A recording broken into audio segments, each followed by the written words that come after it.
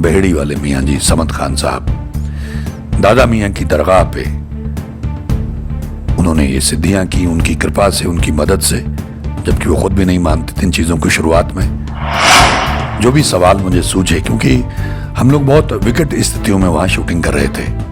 एक तो वहाँ भीड़ बहुत थी और हम लोगों को ये नहीं पता चलता था कि किसके अंदर कौन सा जिन्न है, भूत है, प्रेत है, 52 रूपा ब्रह्म राक्षस है, कुछ पता नहीं चलता था। मैंने उनका इंटरव्यू किया और जो भी उस हालात में मुझे सवाल सूझे मैंने उनसे सवाल किए। जो भी, क्योंकि कई बार ये होता है कि जब एक गैप पड़ जाता है तो आपको बहुत सारे सवाल बाद में सूझते हैं कि अरे ये भी पूछ लेते, ये भी पूछ लेते।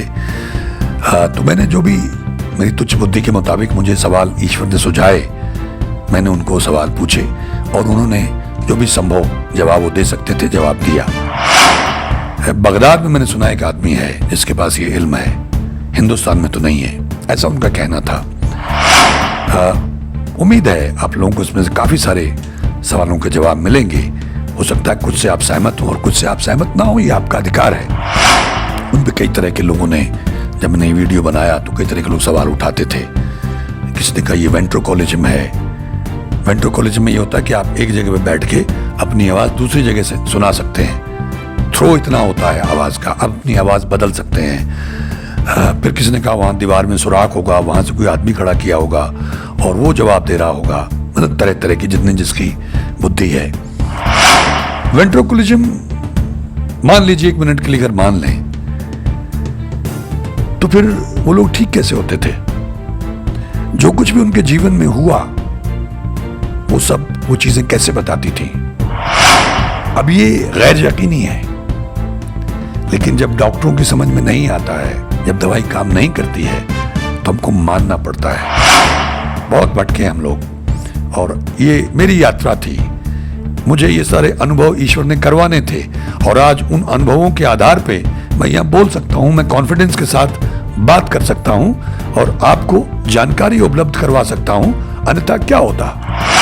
उनकी अपनी कमाई थी, उनकी अपनी मेहनत थी, उनका अपना जब तब था, उनकी अपनी सिद्धियां थी और हजारों लाखों लोग उन्होंने ठीक किए।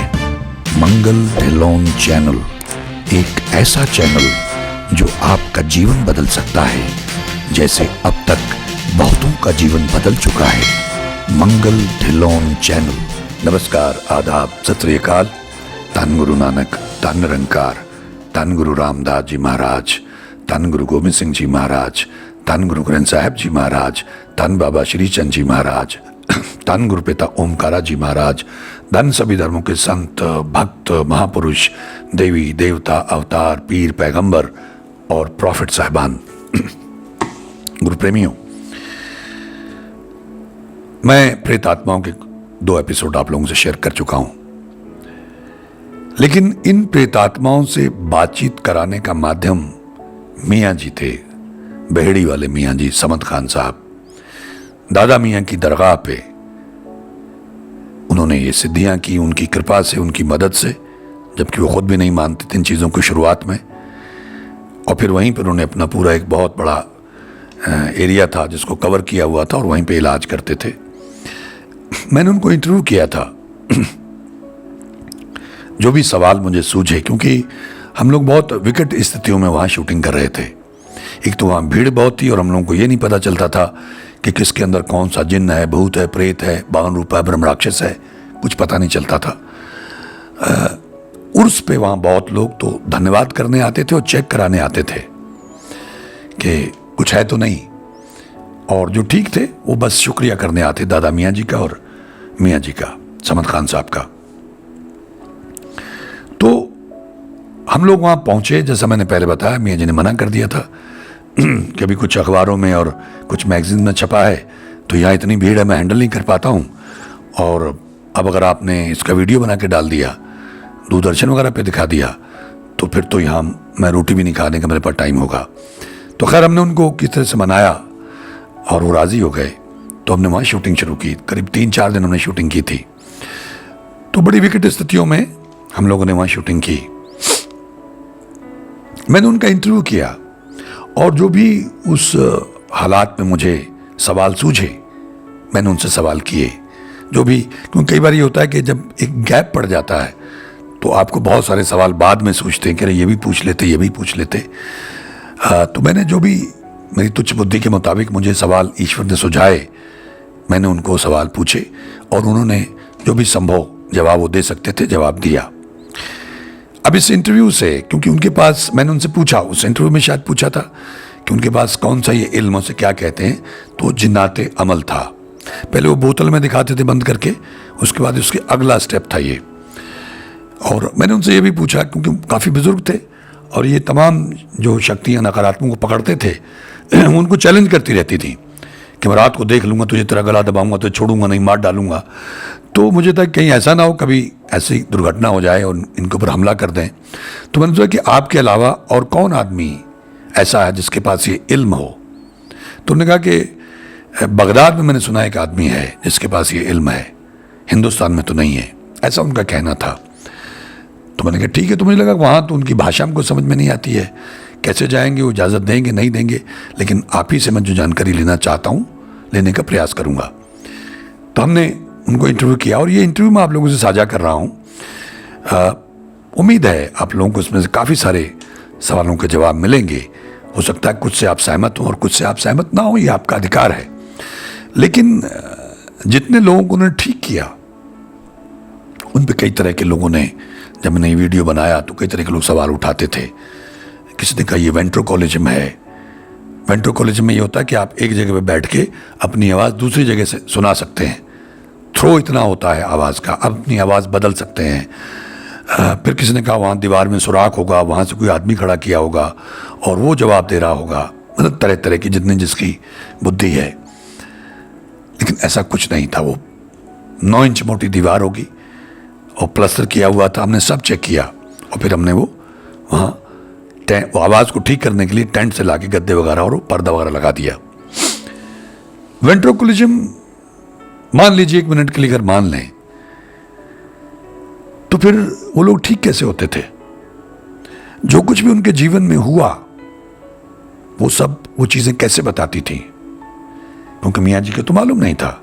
वो तो वही निकल के बताती थी कि मैंने इसको गठिया किया, इसके दिल में सुराख कर दिया, इसको ये कर दिया, वो कर दिया, फलाना कर दिया, धमाका कर दिया, ये अस्पताल में ले गए और इसको गोलियां देते थे, तो गोलियां तो हम खाते थे ऐसा एक ने कहा।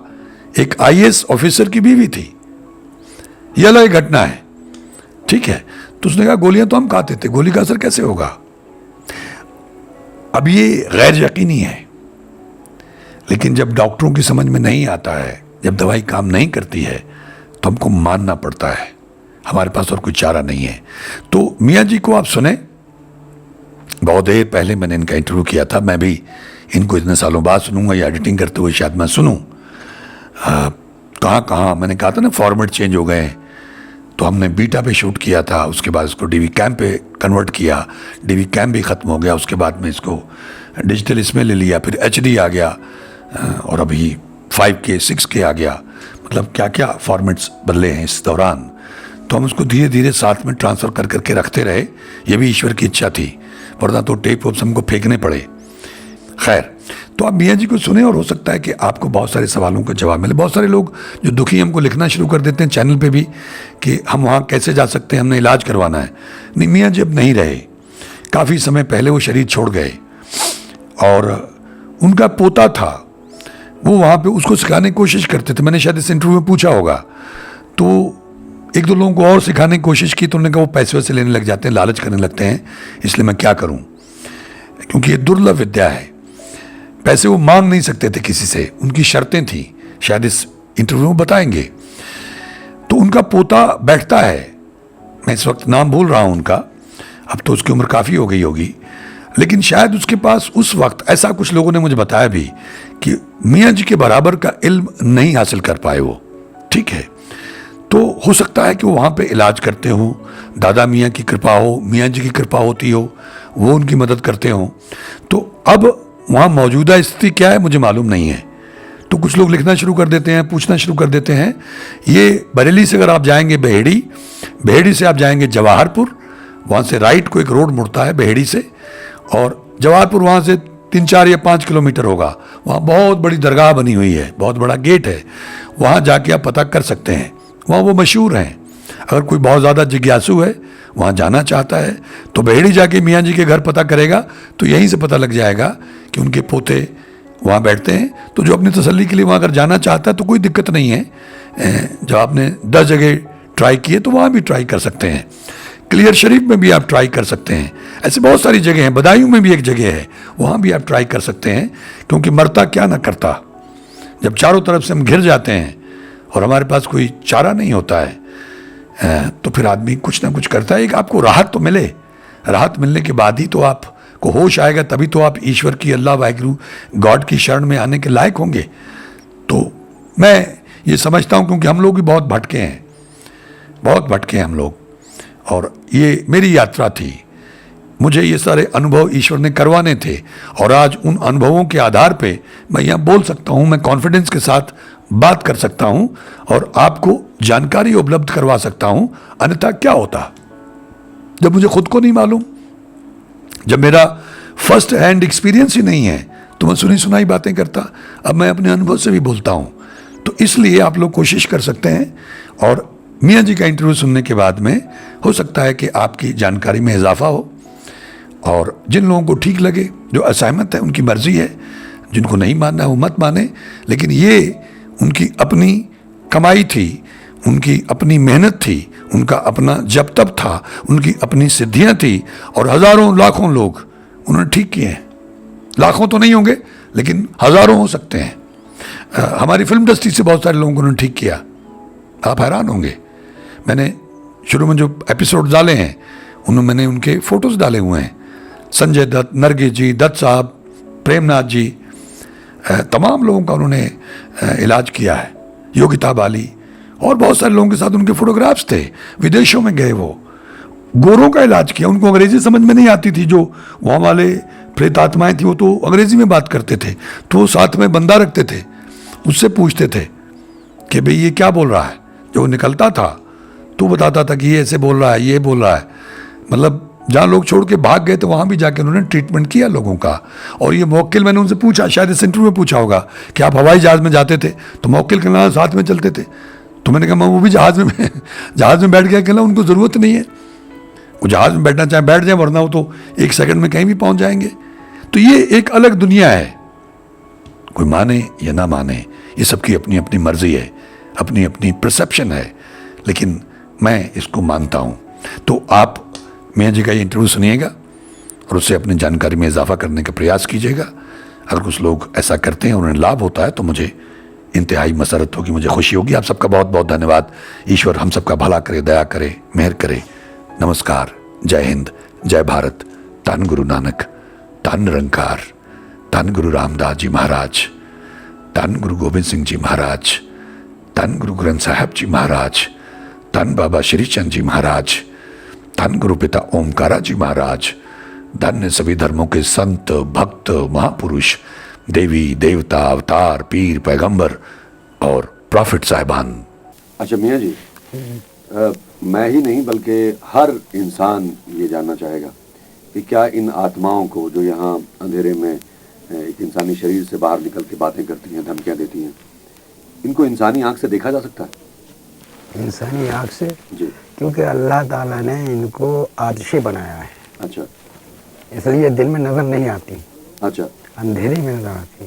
अच्छा, नहीं अंधेरे में भी मतलब किसी तरह से क्या ये मुमकिन? नहीं मुमकिन है, मगर अमल होना चाहिए इस चीज का। अच्छा, तो मतलब आप उनको देख सकते हैं? हाँ, पूरी तरह से। लेकिन दूसरा शख्स वही देख सकता है जिसने अमल हासिल किया, अमल किया है, वरना वो नहीं देख पाएगा। मुझे वैसी मतलब साया जैसा मालूम पड़ता है। अच्छा, मतलब पूरी तरह शक्ल नजर नहीं आती? कभी कभी हो जाता है ये। अच्छा, पूरी तरह शक्ल नजर आती है, लेकिन आमतौर पे जब ये यहाँ आते हैं अंधेरे में सामने तो एक साया जैसा नजर आता है, लेकिन पूरी शक्ल नजर नहीं आती। नहीं।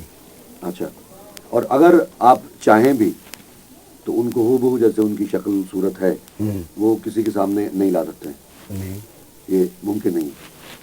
अच्छा, तो इसका मतलब अगर वो किसी इंसान के सामने उनकी अपनी हूबहू शक्ल में नहीं आ सकते हैं तो कैमरे के सामने तो आने का मतलब ही नहीं है। तो जाने का सवाल ही पैदा नहीं। अच्छा, आपने कहा था कि आपने शुरुआत में ये यहाँ तक पहुँचने से पहले जिन्नों को बोतलों में बंद करना शुरू किया था। अच्छा, बोतलों में बंद करके आपने कुछ लोगों को दिखाया भी था। ये मुमकिन है क्या? क्या अब ये मुमकिन है? वो तो अमल मतलब ये कि अगर इसका 1.25 साल तक अच्छा अगर उसका अमल करते रहो तो ठीक है, अच्छा, और नहीं तो वो मतलब खत्म हो जाता है उसका वो। अपने आप अमल खत्म हो जाता है। हाँ, तो क्योंकि आपने वो अमल छोड़ के उसके बाद दूसरे ये अमल किया, ये किया। तो वो अमल जो है वो अभी नहीं रहा, तो वो मुमकिन नहीं है। अच्छा, आपके पास आपके मुवक्किल हैं जो इन लोगों को पकड़ते हैं, गिरफ्तार करते हैं, तो क्या वो मुमकिन है कि वो उन्हें इंसानी आंख से देखा जा सके? नहीं तो वो भी तो वही उसी में से है ना, अच्छा, वही बिरादरी है, बस। हाँ, तो वो भी किसी तरह से मुमकिन नहीं हो सकता। ठीक है, एक चीज आपने कही थी कि ये लोग, खुदा ने इनको ये बख्शा है कि ये किसी भी तरह की शक्ल इख्तियार कर सकते हाँ, अपने आप चाहे तब कर सकते हैं, अगर चाहें तो। चाहे तब। अच्छा, लेकिन अगर आप उन्हें गिरफ्तार करने के बाद हुक्म करें तब भी नहीं करेंगे? ये तो उनकी मर्जी पे है। अच्छा, अगर वो शक्ल इख्तियार कर लें तब उनको देखा जाना संभव है? हाँ, तब अगर कर ले तब। लेकिन उसमें बहुत बड़ा सवालिया निशान है कि वो शायद इख्तियार ना करें। ना करें, वो तो मतलब छूटना चाहते हैं ना, अच्छा, कि किसी सूरत से हम इससे निकले। लेकिन जैसे वो यहाँ पे शर्तें लगाने लगते हैं या रिक्वेस्ट करने लगते हैं कि अगर आप मुझे छोड़ दीजिए, मुझे छोड़ दीजिए, तो अगर आप उसे कहें कि ठीक है, अगर तुम एक इंसान बन के दिखाओ तो हम तुम्हें छोड़ देंगे, तो हो सकता है ऐसी बात में आके वो कोई नहीं तो नहीं, छूट तो सकता है वो। हाँ। मगर सवाल रहता तो फिर वही उसमें हवा में है।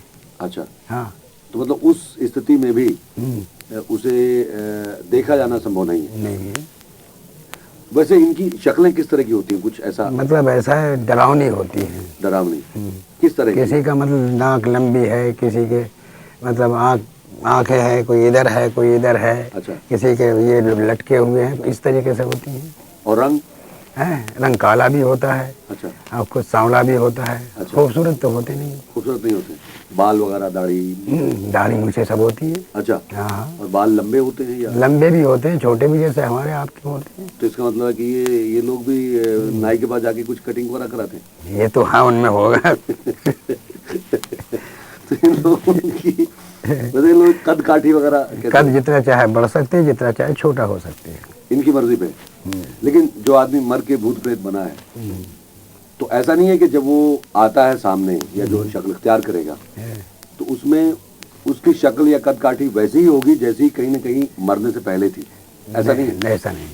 अच्छा, एक और बात जो मेरा ख्याल है कि कोई भी साइंटिस्ट या साइंसदान जो है वो इस बात को लेके बड़े हैरत ज़दा हैं, आम इंसान तो होगा ही, कि इन आत्माओं को, शैतानी आत्माओं को या जो भी आत्मा है जिसका शरीर नहीं है, उनको आवाज़ निकालने के लिए इंसानी शरीर चाहिए। और आमतौर पे दुनिया में जहाँ भी इस तरह का होता है, जब ये किसी पे हावी हो जाती है किसी शरीर पे, तो उसी के जरिए बोलती रहती हैं, जो भी कहना उसी जरिए बोलती हैं, जो बताती हैं। लोग हैरत ज़दा रहते हैं कि भाई इसको ये सब मालूम है, और वो ऐसी ऐसी निशानियाँ देते हैं कि उन्हें हालांकि इसके अंदर कोई और बोल रहा है, ठीक है, आवाज़ बदल जाती है, औरत में आदमी की आवाज़ आ जाती है, और लोग मान लेते हैं कि किसी और की आत्मा है। लेकिन यहाँ एक जो बात अलग है और बड़ी हैरत अंगेज बात है कि वो इंसानी शरीर से बाहर निकलकर बातें करती हैं और जोर जोर से धमकियां भी देती हैं। हाँ, देती है। ये जो आवाज है ये उन्हें कहाँ से हासिल होती है? असल में ये रूह है एक।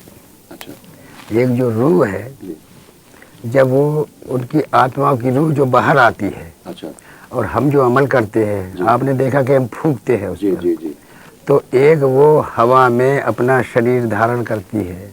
अच्छा, उसी से ये आवाज़ पैदा हो जाती है। उधर हम फूंकते रहते हैं, अच्छा, उधर वो बोलती रहती है। अच्छा, और कभी कभी हम भी बोलते हैं, और वैसे चाहे तो हम बराबर बोलते रहें, अच्छा, मगर हमारे थोड़ा सा डिफेक्ट पड़ता है पढ़ने में।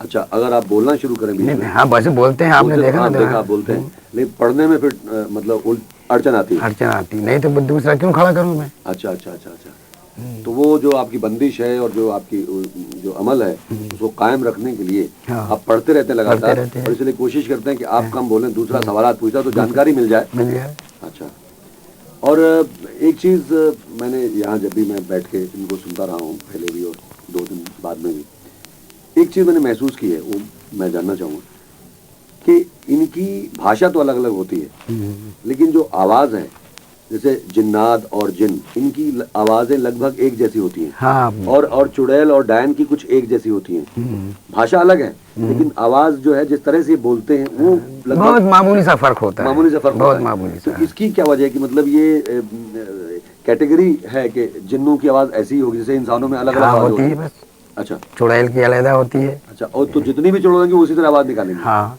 और थोड़ा जितनी- बहुत मामूली सा हल्का सा फर्क फर्क होता है यहाँ। हाँ, जबान अलग हो सकती है। अलग होती है। अगर वो मद्रासन है तो उसमें हाँ। बोलेगी, बंगाली है तो बंगाली बोले, लेकिन जो आवाज है वो लगभग वैसी ही होगी। अच्छा, तो इसकी ये वजह है कि वो उन्होंने कैटेगराइज किया है कि जो जिस योनि में है वो उसी तरह की आवाज निकालेगा।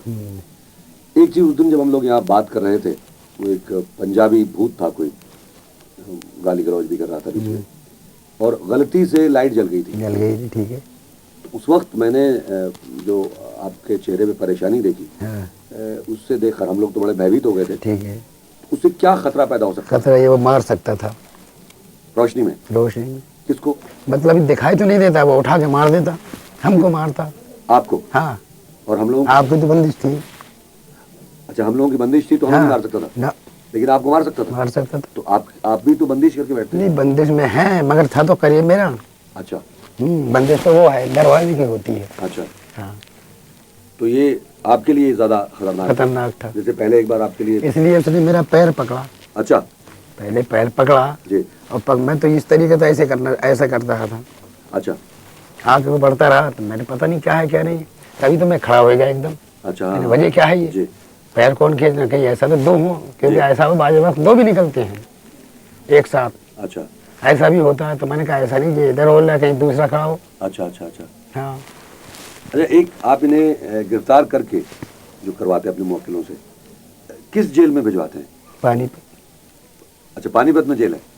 ये जेल किस तरह की है? ये इंसानी जेल से तो अलग होगी? वो तो अलग ही है, अलग वो है। तो खुले उसमें जेल है, वो तो खुले बंदिश बंदिश की जेल है। अच्छा, तो पानी। मगर वो ऐसा है कि वहाँ इनका इंसाफ होता है, अच्छा सजाएं मिलती हैं। अच्छा सज़ा मिलने के बाद जब सज़ा मिल गई इन्हें 200 साल, 100 साल, 400 साल, अच्छा तो इनको ले जाके कहीं पहाड़ी पे जहाँ के इंसान का गुजर ना हो, अच्छा, वहाँ बंदिश करके डाल देते हैं, तो इनको वहीं रहना पड़ता है। रहना पड़ता है।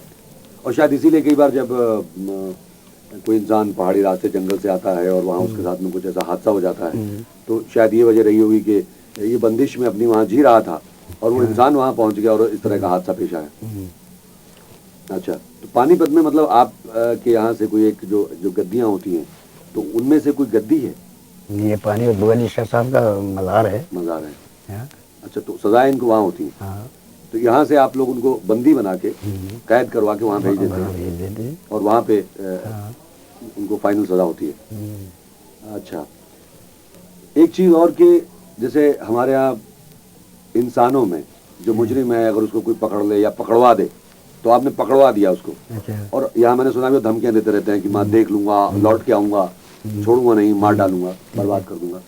वो जब जेल से मुजरिम यहाँ हमारी दुनिया में छूट के आता है, तो कई बार इस पे फिल्में भी बनी है कि आगे बदले लेता है और वो करता है। कभी ऐसा आपको महसूस हुआ या ऐसी संभावना लगी कि ये जिनको आपने गिरफ्तार करवा के जेल भिजवा दिया और वहाँ 200-300 साल की उनको सजा हो गई, वो जब अपनी सजा भुगत के आए, तो क्या ऐसी पॉसिबिलिटी होती है, संभावना होती है कि वो लौट के आके आपके साथ कुछ हिसाब किताब निपटाना अब चाहे? तक तो क्योंकि ऐसा है कि 200-300 साल कौन जिंदा रहता है, अच्छा है? आदमी की उम्र क्या होती है? नहीं, लेकिन कहीं हाँ, ऐसा नहीं है कि आप यहाँ से गए तो वो दूसरे जहाँ में कहीं आपसे उनकी मुलाकात हुई तो कहले भाई आपने तो मुझे पकड़वाया। नहीं तो मैं था ही नहीं उस जमाने में, तो फिर मैं क्या करूं? ऐसा हो कैसे हो सकता है? अच्छा, एक चीज मैंने यहाँ देखी है कि जितने भी केसेस आपके पास आते हैं मरीज बहुत पेचीदा है, कोई 10 साल 20 साल 30 साल पुराने। हमारे अपने घर का केस है, करीब 25-30 साल पुराना है पिताजी का मेरे। तो इन लोगों को कहीं से इलाज नहीं मिला दुनिया में, मैं समझता हूँ डॉक्टरों से सब जगह दिखा लेते हैं, मैंने बहुत सारे लोगों से बातचीत की है, सबका यही कहना है, और पढ़े लिखे लोग हैं, इंटेलिजेंट लोग हैं, डॉक्टर्स हैं, इंजीनियर्स हैं, लॉयर्स हैं, IAS ऑफिसर्स हैं, जजेस हैं, पुलिस ऑफिसर्स हैं। ये बड़ी मतलब एक अजीब बात है कि इनको जब कहीं से भी इलाज नहीं मिल पाता तब आपके पास आते हैं। जी हाँ। लेकिन मैं ये सोच रहा था कि इन सब पेचीदा जो केसेस आपके पास आते हैं उनमें से अगर कोई एक ऐसा पेचीदा केस जो आपको याद हो, वो जरा आप अगर बताएं तो बड़ी मेहरबानी होगी। मतलब पेचीदा तो ये सभी हैं, मैं सबसे बात करके यहाँ खुद भी मैंने देखा, लेकिन कोई ऐसा पेचीदा केस, यहाँ मैं लोगों से पूछ भी रहा था कि जो सबसे ज़्यादा पेचीदा केसेस उनके बारे में मुझे बताएं, तो कहीं कोई जिक्र कर रहा था कि कोई CID इंस्पेक्टर, तो वो क्या केस था? गुरशरण लाल, गुरशरण लाल। अच्छा, ये कहाँ थे? ये लखनऊ में। लखनऊ में। तो वहाँ क्या हुआ था? असल में उन्होंने एक किसी हरिजन का मकान खरीदा था। हरिजन का मकान?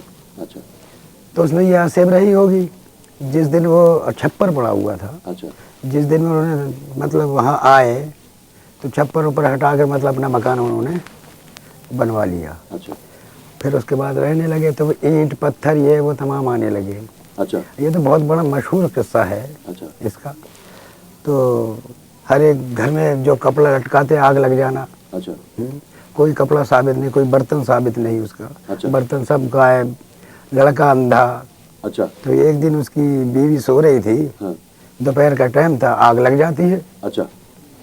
तो बीवी जल जाती है, बिस्तर नहीं जलता है। अरे आपने शायद पढ़ी हो या ना पढ़ी हो, तो सब उसकी तस्वीर वगैरह सब आई थी, अखबारों में? अखबारों में आई है। अच्छा हाँ, ये आपके यहाँ उन्होंने बम्बई से भी छपता था, अच्छा ब्रिटिश अच्छा, ब्लिट्स में? ब्लिट्स में। हाँ, अच्छा अच्छा अच्छा हाँ। और तमाम उसमें आता था। अच्छा तो क्योंकि हर जगह के बाबा ये वो तमाम बुलाया उसने, जी और सब कुछ कर कर चले गए, काम नहीं हुआ। अच्छा किसी ने उनको मंदिर भी बनवा दिया वहाँ पर। अच्छा तो उसकी मंदिर की शिवलिंग उसको उखेड़ के पता नहीं कहाँ उसने डाल दी। अच्छा अब मैंने फिर वो चैलेंज कबूल कर लिया। मैं गया था वहाँ। आपको कैसे पता चला कि ये सब हो रहा है? अखबार में पढ़ा आपने ये? हाँ, पेपर ना एक पेपर मेरे पास ले आया अच्छा कोई शख्स, तो मैंने उसको कहा ठीक है आप लिख दीजिए, मैं चैलेंज कबूल करता हूँ। अच्छा मैंने चैलेंज कबूल कर लिया। अच्छा तो करने के बाद ऐसा है कि मैं गया लखनऊ, जी तो मैं एक उस्मान साहब हैं, मैं उनके यहाँ ठहरा। जी तो मैंने उनसे ये कहा, मैं एक दो आदमी साथ भी ले गया था जी कि भाई उन CID इंस्पेक्टर, हाँ दोनों, मैंने उनसे उस्मान साहब से मालूम किया कि भाई ये कौन है। उन्होंने कहा ये तो बुधा घर मशहूर है, अच्छा इसमें तो बड़े हादसे होते हैं, ये है वो है। मैंने कहा उनको बुला लो, तो ठीक है। जी तो मैंने आदमी भेजा, तो मैंने कहा उनके अंदर मत घुसना मकान में, बाहर से ही उनको आवाज़ दे लेना। अच्छा तो उसने बाहर से आवाज़ दिया, तो वो एक खिड़की थी, जी उसमें बैठे थे। अच्छा तो उन्होंने कहा इंस्पेक्टर साहब हैं? तो उन्होंने कहा हाँ है। हाँ मैं बैठा हुआ हूँ, क्या है? उन्होंने कहा बाहर निकल के आओ। अच्छा वो डर गए, डरे हुए थे इसलिए कहीं ऐसा नहीं है भूत बुलाता हो। हाँ, उन्होंने कहा भाई वहीं से कह दे जो कुछ कह रहा है। उन्होंने कहा नहीं साहब आप बाहर निकल के आइए। अच्छा अब मैंने उनसे ये कह दिया वहाँ घर पर कोई बात मत करना, अच्छा ज़रा दूर करना। अच्छा खैर वो अपना वो पिस्तौल वगैरह लेकर अपने अच्छा आ गए। तो अब कहते हैं रोड पे चलिए। तो वो और समझे कि अभी रोड पे क्या चलिए, क्या कह दे? कहा नहीं साहब मैं रोड पे बताऊंगा कुछ। अच्छा खैर बहरहाल वो रोड पे गए। तो उन्होंने कहा भाई ऐसा है कि हमारे मियाँ जी की चिट्ठी आई है जी बहेड़ी से, कि हाँ आई है कि उन्हें वो आ गए हैं आपका काम करने के लिए, लिहाजा चलिए। जी तो उन्होंने अपनी मोटरसाइकिल उठाई और साहब मेरे पास अच्छा आ गए। तो उन्होंने कहा कि भाई ये हमारे मियाँ जी हैं, अब इनसे बात कर लीजिए। तो वो सबसे पहले छूटते ये बोले कि देखिए मियाँ जी ऐसा है, पहले नीचे ऊपर देखते रहे, मैं तो सादा उसमें रहता, काले पीले कपड़ों तो जानता नहीं पहनना मैं। तो कहते देखिए मियाँ जी ऐसा है, मैं तो लूट चुका हूँ, जितने बाबा है सब लूट के ले गए मुझे, मेरे पास देने को कोई पैसा नहीं है। तो मैंने कहा मैं पैसे की बात तो नहीं कर रहा हूँ, बहरहाल मुझे थोड़ा सा लोबान और थोड़ा नमक वगैरह ये मंगा दीजिए, जी कोयला। अच्छा बोले मेरे पास पैसे नहीं है। अच्छा बहरहाल पैसे भी मैंने अपने पास से दिए थे उनको। अच्छा ले आया, मैंने उसको पढ़ कर मैंने लोगों को भेज दिया, मैंने चारों तरफ से उसकी बंदिश कर दो अच्छा उस मकान की। जी। लिहाजा उन्होंने बंदिश कर दी। उसके बाद फिर मैं पहुंच गया, मगर उसके क्यों अंदर मकान में, तब उसने बताया कि देखिए ये मंदिर बना हुआ है, इसकी शिवलिंग पता नहीं कहाँ है कहाँ नहीं है। अच्छा कोई बात नहीं। तो मैं बाहर बैठ के वहीं मेज़ डाल दी, वहीं कुर्सी डाल के मैं कुछ तावीज़ लिखने लगा। अच्छा लिखने के बाद पत्थर आने लगे, क्योंकि पत्थर बहुत आते थे वहाँ। CID भी लगी अच्छा और उन्होंने भी मेरे ख्याल में 50 फायर निकाल दिए जिधर से पत्थर आते थे। उस तरफ उसी मकान पे CID भी लगी, पुलिस भी लगी, मगर किसी से कोई नहीं पकड़ मिला। अच्छा हाँ, तो हुआ ये कि जब मैं आया तो पत्थर आने लगे। जी अब माने के तो उन्होंने कहा, सीआईडी इंस्पेक्टर ने कहा कि भाई मियाँ जी ऐसा है कि आप अंदर चलिए, नहीं तो कोई पत्थर लग जाएगा। जी मगर ये पहला हादसा है जो आपके सामने हो रहा है, कितने तांत्रिक कितने वो आए, किसी के सामने नहीं हुआ। अच्छा हाँ, तो हम अंदर हो गए। अच्छा तब उन्होंने बताया इस कमरे में हमारी बीवी जली थी, अच्छा और यहाँ उसकी मौत हो गई थी। मैंने कहा ठीक है। अब उसके का सब मकान जला हुआ था जी और अब भी मौजूद है वो मकान। अच्छा हाँ, तो मैं अंदर चला गया, क्योंकि मैं जो हूँ बाहर का मैं कुछ नहीं खाता, ना चाय पीता हूँ, ना कोई होटल का खाती नहीं। अच्छा तो उन्होंने कहा भाई ऐसा है, शशि नाम था उसके उनके लड़के का, उन्होंने कहा जिसको अंधा कर दिया था उसने। अच्छा हाँ, वो तो ठीक हुआ था। तो कहा कि चाय बना ले, किसी से वो मांग ला, पतीली वगैरह मांग ला जिसमें चाय। मतलब घर में बर्तन तक नहीं छोड़े? ना, कुछ नहीं, वो तो कुल्हड़ में चाय पीता था। अच्छा हाँ, My God. तो वो ले आया तो बनाने लगा, मैं ही बैठा हुआ। अब इत्तेफाक देखिए कि पतीली उड़ के चलती है, अब क्या समझेंगे आप उसको। अच्छा वो ही बैठा हुआ, मैं भी, और मेरे जो साथ थे वो भी। और वो छत पर लगी एक रोशनदान था, उसमें से पतीली तो नीचे गिरी, और जो स्टोव था, स्टोव का पता ही नहीं चला कहाँ गया। अरे अब इसमें आप क्या समझेंगे इस चीज़ को, ये बताइए आप। तो अब वो डर तो गया ही। मैंने कहा आप इंस्पेक्टर साहब डरे ना, कोई बात नहीं होगी, जाने तो जाने दो। कहा मुझे फिर लेके देना होगा, पैसा कहाँ से लाऊंगा। अच्छा हाँ, खैर बहरहाल वो तो मिला नहीं, कहाँ गया कहाँ नहीं गया। उनकी एक तलवार थी, अच्छा वो फिर क्या कहो, वो अपने आप से खिंचने लगी म्यान में से? म्यान में से। अच्छा खिंचते खिंचते खिंचते खिंचते दरवाजे पे आके लटक गई। अरे दरवाजे पे लटकी, और अब भी मौजूद है वो मुहनवा कहानी, अच्छा उसमें सब कुछ लिखा हुआ है तफसील से। अच्छा लटक गई तो फिर मैंने उस पर, वो कहने लगे अब फंस गए। मैंने कोई फंसने की कोई बात नहीं है। मैंने उससे ये कहा कि अगर मर्द है तो सामने आ। फिर वो आत्मा से? आत्मा से कहा, अच्छा तो उसने कोई जवाब तो उस वक्त दिया नहीं। मैंने जो नमक का पानी था बंदिश का वो पढ़ के मारा, जी तो मारने के बाद तलवार जो थी वो एक जामुन का पेड़ बाहर का था, उसके वहाँ जाकर गड़ी हो, अच्छा गिरी। अच्छा तो वो जैसे कि उठवा कर किसी दूसरे के यहाँ रखाई। जी शाम को फिर मैंने काम करना शुरू किया, अच्छा तो उसमें राक्षस भी था, जिन भी था, 4-5 थे उस मकान में। अच्छा कहा ये हमारा मकान क्यों खरीदा। अच्छा तो मैंने कहा भाई इसको क्या मालूम, पहले मना कर देता तुम जी कि नहीं मैं इसको मकान में नहीं रहने दूंगा, और ये है वो है, अब मैं ऐसे अंधा करूंगा, मैं ऐसे जला के इसको मारूंगा। अच्छा हाँ, बहरहाल वो पकड़ लिए। अच्छा उसके बाद वो सही हो गया, अच्छा उसके बाद से कोई तकलीफ नहीं? कोई तकलीफ नहीं। तो उसके वो उनके पीछे इसलिए पड़े थे क्योंकि उनकी जगह पे उन्होंने घर ले लिया था? हाँ ऐसा कुछ? हाँ, वो कहते हमारा यहाँ वो था, स्थान था। अच्छा हाँ, जहाँ पे उन्होंने अपना घर बना लिया। बना लिया था। लेकिन उससे पहले कोई इस आदमी की मदद करने वाला शख्स नहीं था? नहीं था। तो फाइनली अभी वो ठीक ठाक है? हाँ। काफी पुरानी बात होगी। मियां जी मुझे पता चला कि आपके पीछे सीआईडी के लोग भी थे, कुछ जासूसी वगैरह करते थे कि पता नहीं ये कोई किस तरह का धोखा है, या ये इल्म जो है सच्चा नहीं है, आत्मा वगैरह कुछ नहीं है, ऐसे ही लोगों को बेवकूफ़ बनाने का तरीका है। ऐसा कुछ हुआ तो लोगों ने जासूसी करने की कोशिश की थी? हाँ, सुना मैं की थी। आपने सुना? हाँ। अच्छा तो लोग यहाँ आए, पढ़े, फकीर बन के रहे, ये रहे। फकीर बन के रहे? हाँ, किसी को फकीर बनाया, अच्छा या दिखाया। अच्छा तो मैं कहा भाई ये तो है नहीं, अच्छा तो मुझे क्या मालूम कौन है क्या है। अच्छा हाँ, ऐसे है। तो आपको कहीं सुनने में आया कि यहाँ लोगों ने जासूसी करने की कोशिश की कि ये सच है या नहीं है? अच्छा, और एक ये भी मैंने सुना इन लोगों से कि कोई इंस्पेक्टर था जो मानता नहीं था भूत प्रेत में या आत्माओं में, और इसलिए वो आपके पास आया और उसने आपसे कहा कि या तो आप मुझे दिखाइए या मैं नहीं मानता हूँ, और आप फ्रॉड हैं, आप मतलब ये सब झूठा नाटक करते हैं। तो उस स्थिति में आपने क्या किया? मैंने उसको दिखाया, उसने बातचीत भी की। अच्छा, सब कुछ किया। अच्छा, हाँ, मतलब उसने देख के बातचीत की? हाँ, और उसके बाद मान गया? उस जमाने में जबकि मैं ये करता था। आप क्या करते थे? दिखाता था। आप दिखाते थे? हाँ, उस वक्त?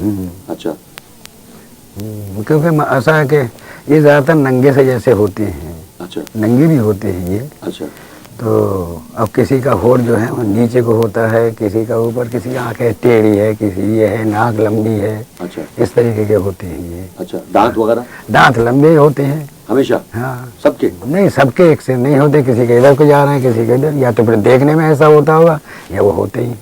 अच्छा, हाँ। या ये मतलब हो सकता है कि आप जब सामने आते तो इस तरह से आते हैं? हाँ, कुछ एक दांत यहाँ लंबे निकल जाते हैं। अच्छा, हाँ, लंबे मतलब मूंछ की तरह? हाँ। जैसे खड़ी हो मूंछ, यहाँ ऐसे। हाँ ऐसे दांत खड़े होते हैं? हाँ। अच्छा, और कान वगैरह?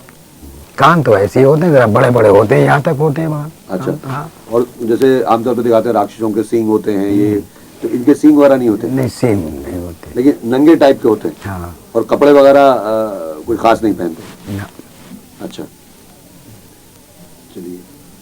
लेकिन ये जो आपने उस इंस्पेक्टर की बात की, तो उसको पूरी तरह से यकीन हो गया हाँ, कि ये चीज़ें होती हैं और आपने उसकी तसल्ली करवा दी। करा दी। लेकिन अभी जैसे मैंने अभी आपसे पूछा था कि क्या आप दिखा सकते हैं हमको या कैमरे के सामने आ सकते हैं, तो आपने कहा कि ये अभी संभव नहीं, मुमकिन नहीं है। इसकी क्या वजह की? तब उसको तो आपने दिखा दिया जो मानता ही नहीं अच्छा था। ठीक है, हम मानते हैं। वो तो उस जमाने में जब अमल किया था मैंने। अच्छा मैंने कहा नहीं कि जो अमल किया था उस वक्त वो अमल चल रहा था मेरा। अच्छा अब मैं दूसरा ये अमल कर लिया, लिहाजा मुझसे मतलब मना हो गया, इनकार हो गया कि नहीं ऐसा नहीं, जब कि मुझे मार दिया उन्होंने।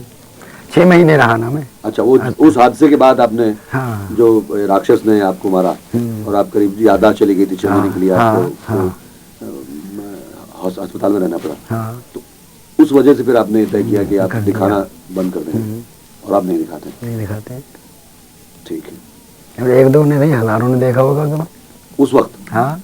अच्छा, बोतल में या वैसे भी? नहीं वैसे। वैसे यहाँ हाँ, बंद कमरे में? नहीं उजाले में। उजाले में? थोड़ा सा उजाला करके। अच्छा, थोड़ा सा उजाला करके देखा। काश उस वक्त हम आए होते हम्म। तो हमें भी देखने का मौका मिलता और हो सकता था हम उसे फिल्म कर लेते, उसको शूट कर लेते कैमरे पे और ताकि दुनिया भर को दिखाते कि ये देखिए। अभी तक दुनिया को कैमरा नहीं बना है, लेकिन मियाँ जी ने हमको ये सहूलत दे दी कि थोड़ी सी लाइट में आप शूट कर लीजिए।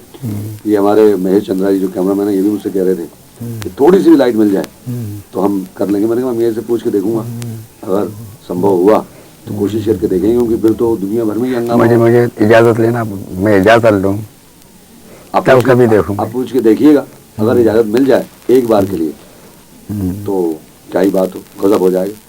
ठीक है, अगर इजाजत मिल जाए तो ठीक है। तो अगर मतलब मैं फिर आ जाऊंगा, जब भी आपको इजाजत मिल जाए मैं आ जाऊंगा।